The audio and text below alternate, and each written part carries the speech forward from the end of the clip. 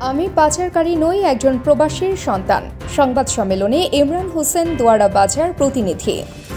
চোরা কারবারি ও মানব পাচারকারী হিসেবে সংবাদ মাধ্যমে নিজের নাম উঠে আসায় তীব্র প্রতিবাদ জানিয়েছেন সুনামগঞ্জের দোয়ারা বাজার উপজেলার ইদুকোনা গ্রামের প্রবাসী আনোয়ার হোসেনের পুত্র মোহাম্মদ ইমরান হোসেন।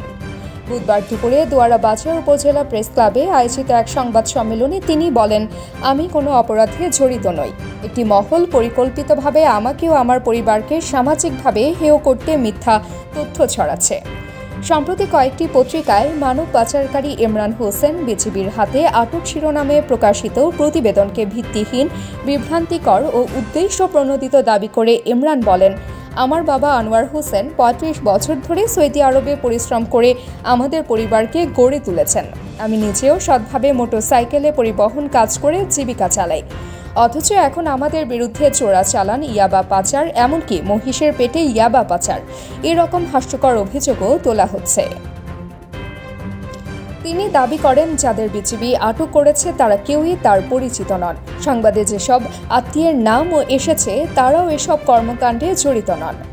ইমরান হোসেন বলেন, কোনো ধরনের সত্য প্রমাণ, ভিডিও ফুটেজ বা লেনদেনের তথ্য থাকলে প্রশাসন যেন তদন্ত করে আইনি ব্যবস্থা নেয়। আমি তদন্তে সহযোগিতার জন্য প্রস্তুত, তবে গুজবের ভিত্তিতে আমার ও আমার পরিবারের সম্মান নষ্ট না হয়। তিনি সংবাদ মাধ্যমের প্রতি অনুরোধ জানান, তথ্য যাচাই ছাড়া এমন মানহানিকর সংবাদ যেন আর প্রকাশ না হয়। একই সঙ্গে অপপ্রচার চালানো ব্যক্তিদের বিরুদ্ধেও তদন্ত আইনি পদক্ষেপের দাবি জানান। শেষে তিনি বলেন, আমি একজন সাধারণ নাগরিক, প্রবাসীর সন্তান, সেই সম্মান নিয়েই বাঁচতে চাই। সাংবাদিক সম্মেলনে অন্যান্যদের মধ্যে উপস্থিত ছিলেন সিরাজ মিয়া, আজিব মিয়া, ইয়াকুব আলী, আব্দুস সালাম, মহসিন প্রমুখ।